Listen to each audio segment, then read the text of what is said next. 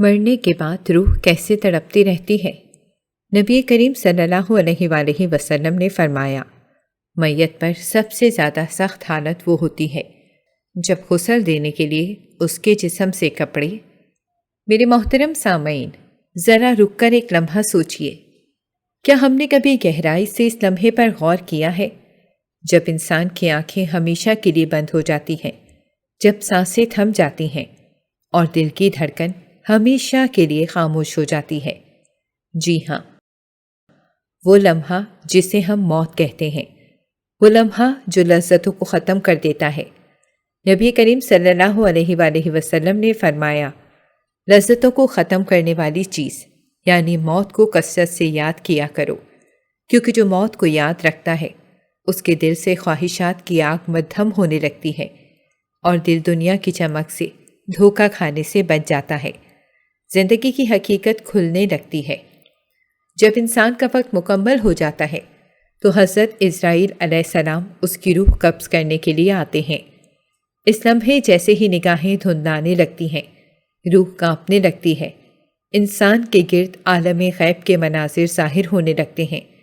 ایک مسلمان کے گرد رحمت کے فرشتے ہوتے ہیں اور کافر کے ارد گرد عذاب کے فرشتے صف بستہ کھڑے ہوتے ہیں۔ اس لمحے اسلام کی سچائی دن کے سورج کی طرح روشن ہو جاتی ہے، لیکن افسوس، اب ایمان لانا قابل قبول نہیں ہوتا، کیونکہ ایمان غیب پر ہوتا ہے اور موت کے وقت سب کچھ مشاہدہ بن چکا ہوتا ہے۔ اور پھر جب روح جسم سے نکلتی ہے تو اس کے مقام کا تعین اس شخص کے اعمال کی روشنی میں۔ روحیں زمزم کے پانی کے قریب رہتی ہیں، بات آسمان و زمین کے درمیان، بات 7 آسمانوں کے مختلف طبقات میں، اور بات ان بلند و بالا قندیلوں میں جو اعلیٰ علین میں لٹکی ہوتی ہیں۔ لیکن ایک چیز سب میں مشترک ہے، روح کا جسم سے تعلق مکمل ختم نہیں ہوتا۔ وہ اپنے رشتہ داروں، اپنے احباب کو دیکھتی ہے، ان کی باتیں سنتی ہے۔ کوئی اگر قبر پر آتا ہے تو روح اسے پہچانتی ہے۔ حدیث میں ہے کہ ایک قفس میں قید پرندہ آزاد کر دیا جائے تو وہ بھی اتنا آزاد نہیں جتنا مومن۔ محترم بہنوں اور بھائیوں، اب ذرا تصور کیجئے، وہ لمحہ جب میت کو غسل دیا جاتا ہے، اس کے بدن سے کپڑے اتارے جا رہے ہوتے ہیں، سر سے امامہ ہٹایا جا رہا ہوتا ہے، انگلی سے انگوٹھی نکالی جا رہی ہوتی ہے۔ آپ سوچ بھی نہیں سکتے کہ اس وقت وہ روح کس قدر تڑپ رہی ہوتی ہے۔ حدیث کے مطابق وہ چیختی ہے، فریاد کرتی ہے، اے نہلانے والے، خدا کے واسطے میرے کپڑے نرمی سے اتارنا، ابھی روح کو موت کے پنجے کی تکلیف سے آرام نہیں ملا۔ لیکن ہم زندہ لوگ یہ آوازیں نہیں سن سکتے۔ جن و انس کے سوا تمام مخلوقات اس کی آہ و بکا سن رہی ہوتی ہیں۔ پھر جب اس بدن پر پانی ڈالا جاتا ہے تو روح دوبارہ چیختی ہے، میرے جسم کو آہستگی سے ہاتھ لگانا، میں ابھی تک جان کنی کے زخموں سے چور چور ہوں۔ اور جب اس کو کفنایا جاتا ہے، پاؤں سے باندھا جاتا ہے، تو وہ پھر فریاد کرتی ہے، میرے سر کی طرف سے ابھی کپڑا نہ ڈالنا، مجھے آخری بار اپنے بچوں، اپنے شوہر، اپنے پیاروں کو دیکھ لینے دو۔ لیکن وقت نہیں رکتا، جنازہ اٹھتا ہے، میت کو گھر سے باہر لے جایا جاتا ہے اور اس کی روح رو رو کر پکارتی ہے، اے جنازہ اٹھانے والوں، ابھی تھم جاؤ، میں اپنے اہل و عیال کو، اپنے بچوں کو، اپنی بیوہ کو الوداع کہنا چاہتی ہوں۔ میں ان کے بغیر قبر میں جا رہی ہوں، جہاں سے اب کبھی واپس نہ آ سکوں گی۔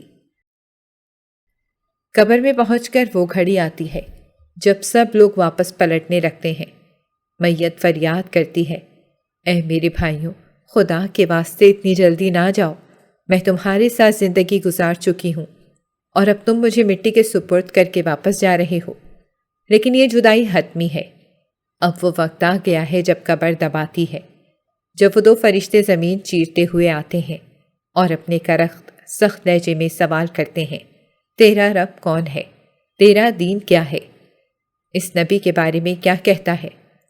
محترم بہنوں، جب میت سے فرشتے وہ سوال کرتے ہیں تو ایک سچا مومن اگر ہوتا ہے تو دل کی گہرائیوں سے جواب دیتا ہے، میرا رب اللہ ہے، میرا دین اسلام ہے اور میرے نبی حضرت محمد صلی اللہ علیہ وآلہ وسلم ہیں۔ پھر کیا ہوتا ہے؟ آسمان سے ایک منادی اعلان کرتا ہے، میرے بندے نے سچ کہا، یہ اعلان نہ صرف روح کو تسلی دیتا ہے بلکہ اس کے لیے جنت کا دروازہ کھول دیا جاتا ہے۔ جنت کی ٹھنڈی ہوائیں، خوشبوئیں، رحمتیں قبر میں داخل ہوتی ہیں اور کہا جاتا ہے سو جاؤ، ایسے جیسے دلہن سجی ہوئی ہو، وہ اپنے محبوب کے انتظار میں ہو، اور اس کی قبر جتنی اس کی نگاہ جاتی ہے اتنی کشادہ ہو جاتی ہے۔ یہ ہے صبر، تقویٰ اور صدقے ایمان کا انعام۔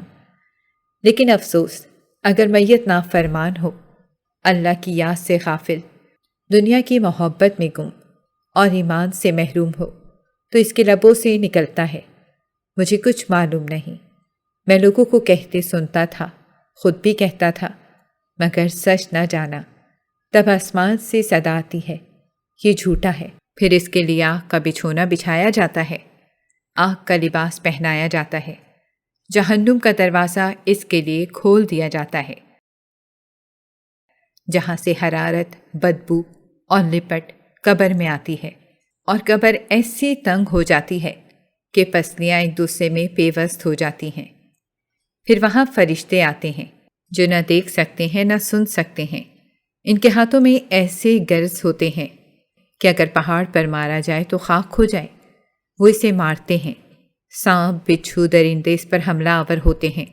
اس کی چیخیں صرف حیوانات سنتے ہیں، انسان نہیں، اور یہی وہ لمحے ہوتے ہیں جن سے ہر دل کانپ جانا چاہیے۔ بہنوں، قبر آخرت کی پہلی منزل ہے۔ یہاں اگر نجات پا لی تو آگے کی راہیں آسان ہیں، اور اگر یہی جگہ مصیبت بن گئی تو آگے صرف اندھیرے ہیں، صرف عذاب ہیں، صرف حسرتیں۔ جب اس بے جان جسم کو تختے پر لٹایا جاتا ہے اور اس پر پانی بہایا جاتا ہے تو روح پھر سے تڑپ اٹھتی ہے۔ اے نہلانے والے، ذرا نرمی سے پانی ڈالو، ہاتھ آہستہ رکھو۔ جان کنی نے میرے جسم کو چور چور کر دیا ہے۔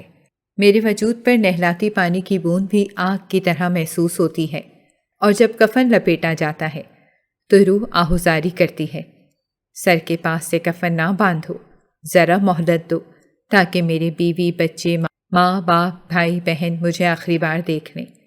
میں ہمیشہ کے لیے جا رہی ہوں، دوبارہ کبھی ان کی صورت نہ دیکھ پاؤں گی۔ پھر جب میت کا جنازہ اٹھایا جاتا ہے تو روح پھر آسمان کی طرف فریاد کرتی ہے، اے میرے جنازے اٹھانے والوں، ذرا تھم جاؤ، میں بھی اپنے بچوں سے، اپنے پیاروں سے رخصت بھی نہیں ہو پائی، میں اپنا سب کچھ چھوڑ چلی ہوں، صرف اعمال ساتھ لے جا رہی ہوں۔ میرے بعد میرے اہل خانہ کو ستانا نہیں، ان پر نرمی کرنا، میں اب لوٹ کر نہیں آؤں گی۔